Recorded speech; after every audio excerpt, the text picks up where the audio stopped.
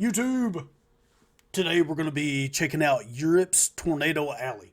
This video is by Sweggle Studios. I will have a link to his channel as well as this video in the description below if you'd like to check it out. Let's check it out. This video is sponsored by Ground News. On the 6th of October 1981 at around 5:04 p.m., this exact tornado formed right next to the Rotterdam airport near Moerdijk in the Netherlands. At the same time, NLM Cityhopper Flight 431 was lifting off of the runway. As the plane ascended into the sky, it briefly flew through a layer of clouds, but as it came out on the other side, the plane found itself flying straight toward. Just for the record, I just recently found out that Europe actually got hit by, routinely got hit by tornadoes. I didn't know that. Towards the tornado. The pilots didn't have enough time to react, and they flew directly into the funnel. The plane came out on the other side of the tornado completely disintegrated. It then fell from the sky, crashing into the ground, killing all 17 passengers on board.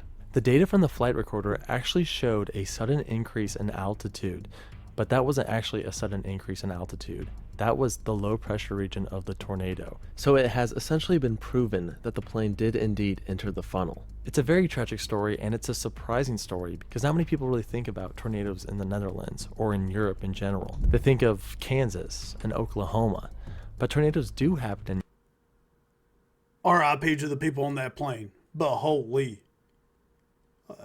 Wow. Europe, and they can be just as dangerous.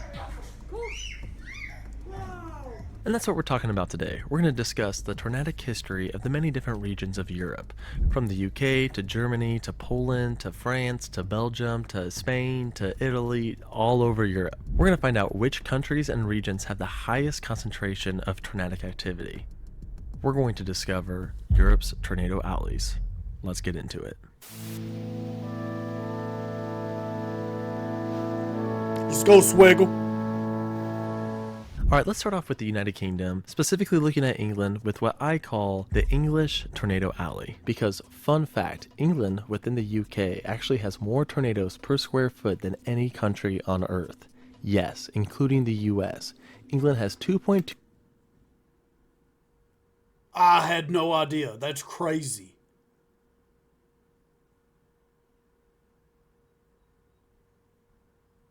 Wow. And I did notice something kind of towards the beginning whenever I started watching Storm Chasers. There's a lot of people from the UK that come here and chase. And I thought it was just, maybe, the curiosity of tornadoes out here and something they don't get to see. They're getting just as many as we are. 2 tornadoes a year per 10,000 square miles, while the US only has 1.2 tornadoes per 10,000 square miles. Now that's a little bit misleading because technically England. That's what I was fixing to say right here. We're a much larger country. Significantly larger country. Is a lot smaller than the US, and if you just took Florida, for example, there's actually 12 tornadoes per 10,000 square miles in Florida, way more than England. So yeah, it's a bit misleading. But either way, England and the UK in general do have some potential for some pretty wild tornadoes. Most of these tornadoes occur in the central plains of England, and they are very weak, very, very weak. You can drive through them on the highway weak. Reed Timmer would be very proud of that tornado intercept. Yes, very he would. Impressive. Stronger tornadoes do occur. One notable example is the December 8th, 1954 West London tornado. This was rated as a T7 or Toro 7 tornado, equivalent to an F3, with wind speeds in the 150 to 160 mile per hour range. Fortunately, no one was killed. This tornado was the strongest of 7 in a larger tornado outbreak that struck the greater West London area. A large amount of destruction occurred at the Gunnersbury train station, where the iron roof collapsed onto 15 passengers. Amazingly, they all survived, but 8 were taken to the hospital. Tornado activity calmed in the UK for about 30 years. That is until the November 23rd, 1981 Great Britain tornado outbreak. This is actually the European equivalent of a super outbreak, as there were 104 tornadoes recorded throughout the central parts of England. But it wasn't as crazy as you'd think, as they were all extremely weak. there were 21 F unknowns, 24 F0s, 57 F1s, and only 2 F2s. The strongest F2 or T5 tornado occurred in Holyhead, where 20 homes were heavily damaged, and one mobile home was completely destroyed. In my tornado hotspots video, I mentioned how Birmingham, Alabama is hit by tornadoes all the time. It's a very active tornado hotspot within the US. Well, it turns out the original Birmingham, yes, Birmingham, England, which Birmingham, Alabama is named after, is a bit of a tornado hotspot itself. There have been 7 recorded tornadoes to hit Birmingham in the past 100 years, and the most recent being on July 28, 2005. Fortunately, no one was killed, but it was still the strongest tornado to hit the UK in 30 years. The neighborhoods of Balsall Heath and Sparkbrook were heavily damaged, including a primary school and a historic church, the latter of which would need to be demolished due to the damage. The US may have a larger and more violent tornadoes, but do you know what Europe has that the US doesn't have? History. No, I'm kidding. Obviously the US has history. It has great history. I love US history. But European history, it goes way further back than the US's history. When it comes to Native Americans and tornadoes, Hey, look, I absolutely love history, dude. Like, I love learning about, like, European history. It's insane. Absolutely insane. And I'm actually going to be doing I'm going to be doing a lot of videos over like historical stuff, not only inside the US, but I definitely want to do more videos over European history. It's insane, dude. Like so many wild situations. Hey, look here, W Europe. We love Europe. We're better at football. there were stories and legends and lore, but there's never been like a specific event that was documented. In Europe, though, we can go way back and find some ancient tornado tales. Like, for example, the October 17th, 1091 tornado that struck London was once believed to be the strongest documented tornado in UK history. Modern assessment of the event believe it to have been an EF4 or a T8, with wind speeds in the 180 miles per hour plus range. According to William of Malmesbury, a 12th century English historian, over 600 wooden houses were leveled, resulting in 2 fatalities. Malmesbury described it as a great spectacle for those watching from afar, but a terrifying experience for those standing near. Yeah, that sounds like a tornado to me. But enough about ancient tornado tales. I want to briefly mention some recent events. A beautiful tornadic waterspout occurred in Suffolk on July 31st, 20. Dude, that's crazy. That's good. That's a good picture. Holy. 2016. I'm very envious for those who got to witness this. It's very clean, very, very nice looking. On June 25th, 2021, a weak tornado made quite a mess in the Barking neighborhood of London. Cars were damaged and a few brick walls collapsed. And a very, very significant, very strong, possibly even an EF3 tornado struck the Channel Island of Jersey only a few months ago on November 26, 2023. It was the largest tornado to hit the UK since the West London tornado of 1954. This tornado tore roofs off and was rated as a T6 on the Toro scale. Very strong, especially for the UK. This tornado was So how similar is the European scale in comparison to the US scale? That's going to give me something else to look into. part of a greater European windstorm that claimed 21 lives. Special shout out to Olivia for sending me these photos and videos. So the UK does have a mini tornado alley over the plains of England and does occasionally get strong EF2, low EF3 tornadoes. But overall, things are pretty tame. However, if we travel to the European mainland, things get a little more intense with what I call the Northern Europe Tornado Alley. On June 29, 1764, one of the most significant tornado events in meteorological history was beginning to unfold. In the late afternoon, an F2 tornado dropped beneath the cloud layer where it began its path of destruction through an oak forest. Trees were flattened and thrown into the air as the tornado slowly grew wider and stronger. Now at EF3 strength, the tornado tore the roofs off of houses in a small village, claiming 1 life. It then crossed a lake where witnesses claimed it created a mini tsunami. The tornado continued to grow to over 250 meters wide. Now at EF4 strength, the twister scoured the earth, leaving scars in the soil while destroying an entire birch forest. Continuing along its path of destruction, the tornado would eventually reach over 900 meters across. At this point, it destroyed a strong cobblestone mansion, lifting massive boulders high up into the sky, the kind of destruction only an EF5 would create. After about 19 miles, the tornado finally weakened and roped out.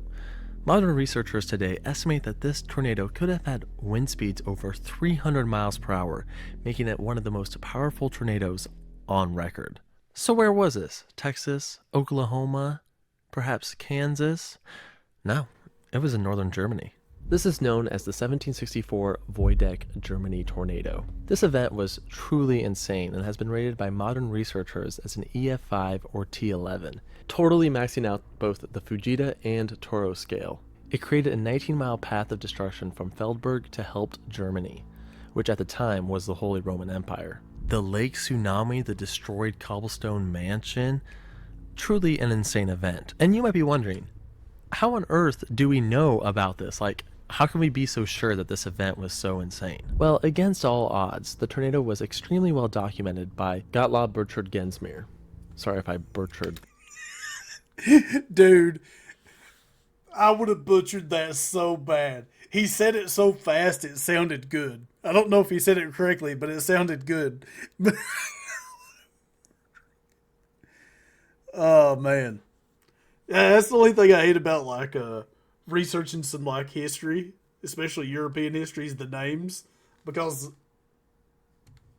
it's the hillbilly, man. I can't win in those situations. That pronunciation. He was a German scientist that pretty much did exactly what the National Weather Service does today. He went out, surveyed, and documented the damage. We're talking a 77-paragraph, very detailed paper. He was like the original Ted Fujita. And modern historians and researchers looked at his documentation and concluded that the winds from this tornado would have had to have been in the 300-mile-per-hour range. Truly an insane event. One quick side note, the ruins shown on screen may be remnants from this exact tornado. I'm not entirely sure if these ruins were already there before the tornado, but either way, it was definitely in the path. It probably says somewhere in this document, but I don't speak German, even though Schwegel is technically a German name. LOL. This tornado occurred exactly in what I call the Northern Europe Tornado Alley. It encompasses northern France, Luxembourg, Belgium, Germany, the Netherlands, and parts of Poland.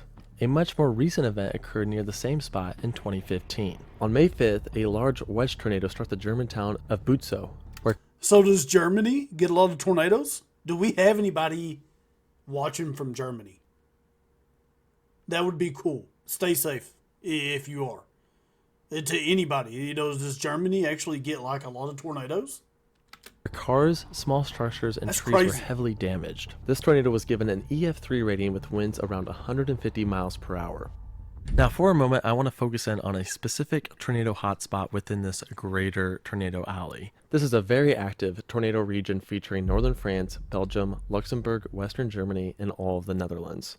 Let's just go over a few recent events in this region. On August 9th, 2019, an F3 tornado hit southern Luxembourg. Just look at those multiple vortices.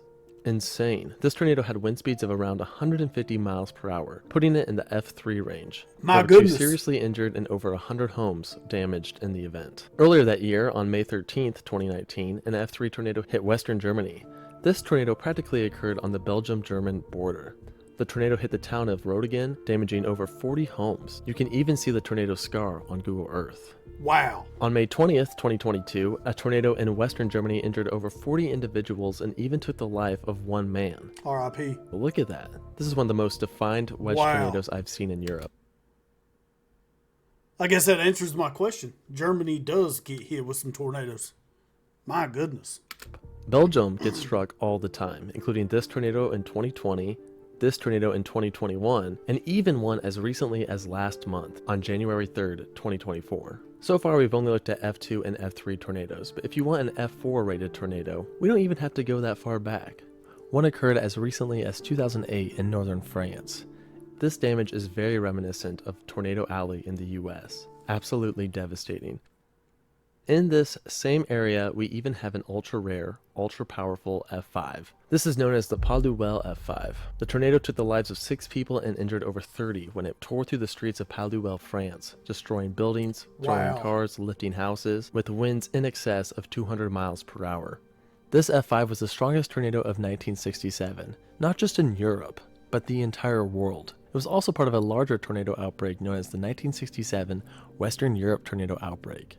In addition to this F5, there were 4 F3s and 1 F4. Also within this tornado hotspot is the Netherlands, and the Netherlands is kind of known actually as Europe's tornado alley, and that is in large part because it gets a ton of water spouts off of the coast. Every year I see crazy videos of water spouts hitting this area. It's just super active, super crazy. That's cool. So it's like a little mini tornado hotspot within the hotspot that's within the alley, if that makes sense. And these tornadic water spouts can be very hazardous. For example, in 1972, 7 were killed and over 90 were injured when a tornadic water spout hit the island of Amland. Just a few years ago, a man died when a tornadic water spout came ashore over the town of Zierikzee on June 27, 2022. And of course, there's the story of NLM City Hopper Flight 431 mentioned in the intro. A very tragic story, and it just goes to show that even a weak F1 European tornado is still a serious hazard. Overall, this hotspot is extremely active. If you live in Europe and you want to see a tornado, move to like right here. That's your best chance right there. Before we get to the most active tornado region in Europe, a few quick honorable tornado alley mentions. There's the Polish tornado alley in south central Poland. This region was particularly active between 2003 and 2008 as it saw 4 F3s within that stretch of time. That's quite a bit for such a small area. I also want to mention an F4 tornado that I recently covered in my Out of Place Tornadoes video. This tornado hit southern Moravia within the Czech Republic. It occurred on June 24th, 2021, Wow. making it the most recent F4 tornado to occur in Europe. Alright, there's another significant part of Europe that gets really extreme tornadoes, and that's Italy. And Italy actually has 3 tornado alleys within itself. There's the one near Rome that had an EF3 as recently as 2016, Wow. resulting in 2 fatalities. There's also a bit of a hotspot near the heel within the Italian boot, a very active waterspout region. But what I want to focus on is a very active tornado alley in northern Italy, an area that I call the Northern Italian Venice? Tornado Corridor. This area is very similar to Tornado Alley in the US, but instead of getting warm, moist air from the Gulf of Mexico, we get warm, moist air from the Mediterranean Sea. This humid air then mixes with the cool, dry air from the Alps, and boom, you get yourself a tornado alley. This hotspot had an F4 tornado as recent as July 8, 2015. A large, cone-shaped tornado struck the Riviera del Brenta, a region near Venice known for its villas and waterways. The tornado caused significant structural damage in the towns of Dolo and Mira, including a large 2-story villa, restaurant, and hotel from the 17th century, which was completely leveled to the ground. Many other structures were also severely damaged or destroyed, including holes from flying debris, damage to external walls, and partial or complete roof loss. There was only 1 confirmed fatality, but another F4 that occurred around the same location in 1970 would result in 36 fatalities. Most of the deaths were the result of a capsized ferry on the island of St. Helena. 21 people perished when a Venice public transport R.I.P. ferry was launched into the air, then forcefully returned to the surface. About 60 people were on board during the incident, and witnesses say that the ones who survived were the ones that were blown out while it was in the air. This F4 was long-tracked, traveling over 70 kilometers with winds around 200 miles per hour. But it's not the most powerful tornado to strike this area. That belongs to the July 24th, 1930 Montello F5, perhaps the second most powerful tornado to strike Europe in recorded history, after the 1764 Voideck, Germany tornado. This tornado produced extreme damage, with winds in the 250 miles per hour plus range. It even destroyed a large church made out of stone. It traveled over 80 kilometers, resulting in 21 fatalities and 110 injuries. The church was so badly damaged that they actually had to demolish the remaining tower, shown here. Today, the North Italian Tornado Corridor is way more populated than it was back in 1930. So if a similar tornado event Yeah, I would have never guessed that Italy got hit with that many tornadoes. That's insane. Had no idea. happened in modern times, it would be extremely devastating. Spain and Portugal don't see much tornadic activity. Sometimes you get a couple things on the coast in Portugal. But fun fact, the oldest ever depiction of a tornado occurred in Spain. This is from a tapestry known as the Conquest of Tunis. And do you see this tornado right here next to this mountain? That's the oldest depiction ever discovered of a tornado. Pretty cool. Well, that concludes the video on Europe's tornado alleys. Let me know.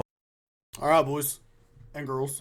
Once again, Swiggle Studios. His information will be in the description below if you'd like to check him out, along with this video if you want to watch it instead of looking at me, which is perfectly fine. With that said, we learn something new every day, boys. European Tornado Alley. That's insane.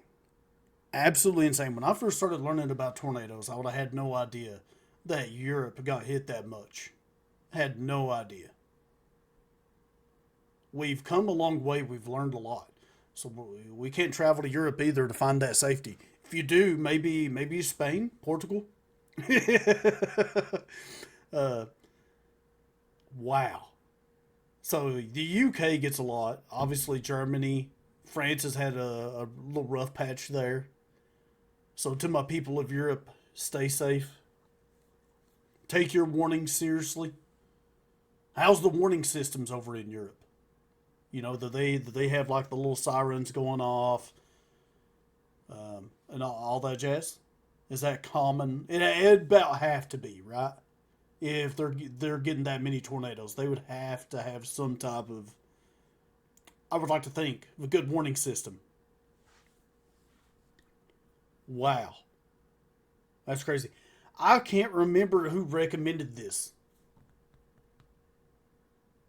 I can't remember who you are, but I do want you to know that I appreciate you and thank you for this recommendation.